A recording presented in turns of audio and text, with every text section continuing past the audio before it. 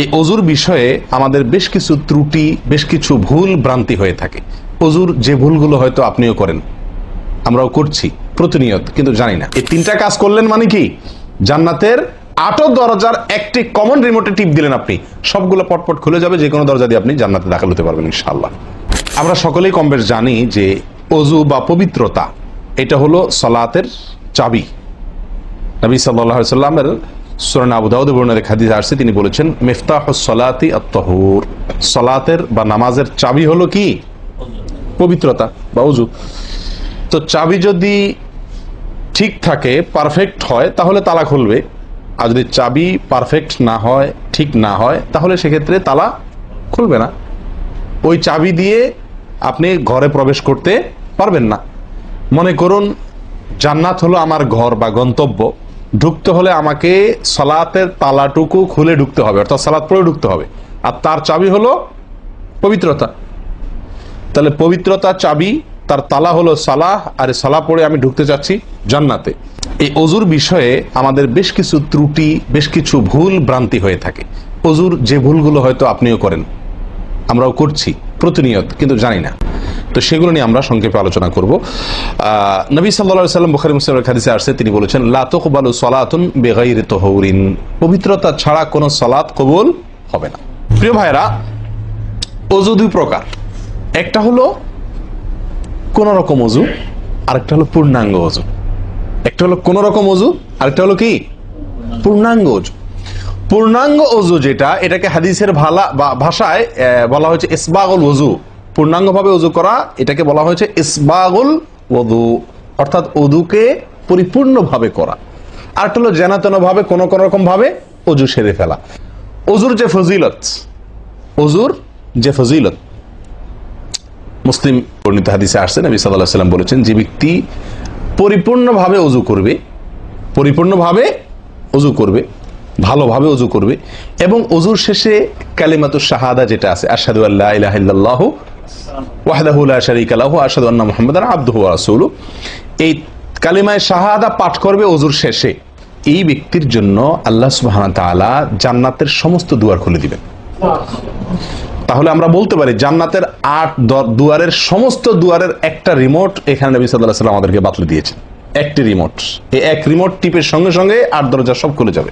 সেটা হলো অজুকে কি করা, পরিপূর্ণভাবে করা, সুন্দরভাবে করা, এবং এর শেষে, অজুর শেষে কালিমাতুশ শাহাদা পাঠ করা, আশহাদু আল্লা ইলাহা ইল্লাল্লাহু ওয়াহদাহু লা শারীকা লাহু ওয়া আশহাদু আন্না মুহাম্মাদান আবদুহু ওয়া রাসূলুহু। আপনি পাঠ করলেন, জান্নাতের সমস্ত দুয়ার এর রিমোট যেন টিপ দিলেন। এই তিনটা কাজ করলেন মানে কি, জান্নাতের 8 দরজার একটি কমন রিমোটে টিপ দিলেন, আপনি সবগুলো পটপট খুলে যাবে, যে কোনো দরজা দিয়ে আপনি জান্নাতে দাখিল হতে পারবেন ইনশাআল্লাহ। প্রিয় ভাইরা, এখন আসি আমরা অজুতে কি ভুলগুলো আমাদের এমন হয় যেগুলো কারণে আমাদের অজুর পূর্ণতা নষ্ট হতে পারে। তার ভিতরে 1 নম্বরের ভুল হলো, যেটি আমাদের হয়ে থাকে অজুর ক্ষেত্রে অনেকেরই, সেটা হলো বিসমিল্লাহ পাঠ না করা। অজুর শুরুতে কি পাঠ করতে হয়? বিসমিল্লাহ। আপনি যখন হাত ধুয়ে তো অজু শুরু করবেন, 2 হাতের কবজি 2 হাতে অজু শুরু করবেন না, প্রথম কাজ, তার আগে আপনি কি করবেন? বিসমিল্লাহ, বিসমিল্লাহ বলে হাত ধুয়ে তারপর অজু শুরু করবেন। বহু লোক আছি আমরা, অজুখানায় ওই গল্প করতেছি, আড্ডা মারতেছি, কথাবার্তা বলতেছি, এই বলতে বলতে অজু শুরু করে দিছি, তাহলে বিসমিল্লাহ কখন পড়তেছি? বিসমিল্লাহটা অনেক সময় অমনোযোগিতার কারণে, অবহেলার কারণে, অন্যমনস্কতার কারণে বিসমিল্লাহটা অনেক সময় আমরা বলতে ভুলে যাই।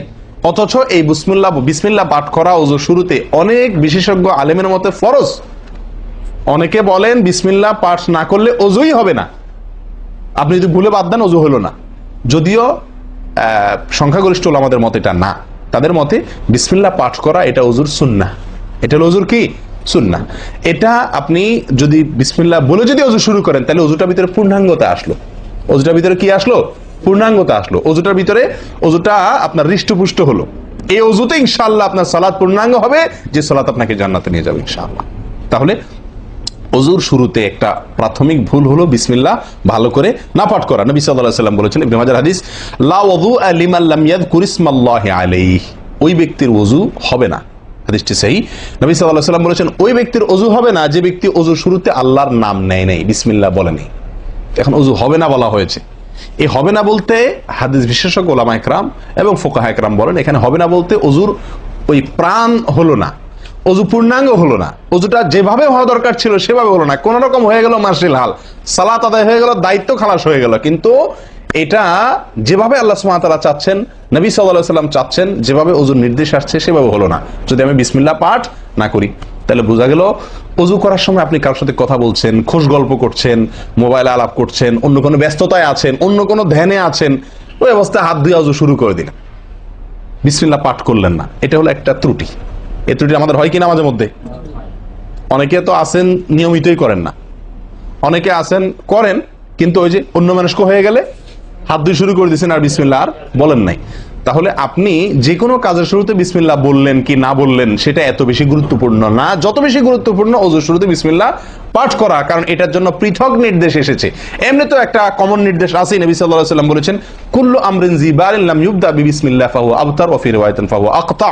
যে কোনো গুরুত্বপূর্ণ কাজ আল্লাহর নাম দিয়ে শুরু না করলে সেটা অপূর্ণাঙ্গ থাকে, কাজটা অর্ধেক থাকে, অর্ধেকা থাকে, অপূর্ণাঙ্গ থাকে, পূর্ণাঙ্গতা আসে না যে কোনো ভালো কাজ।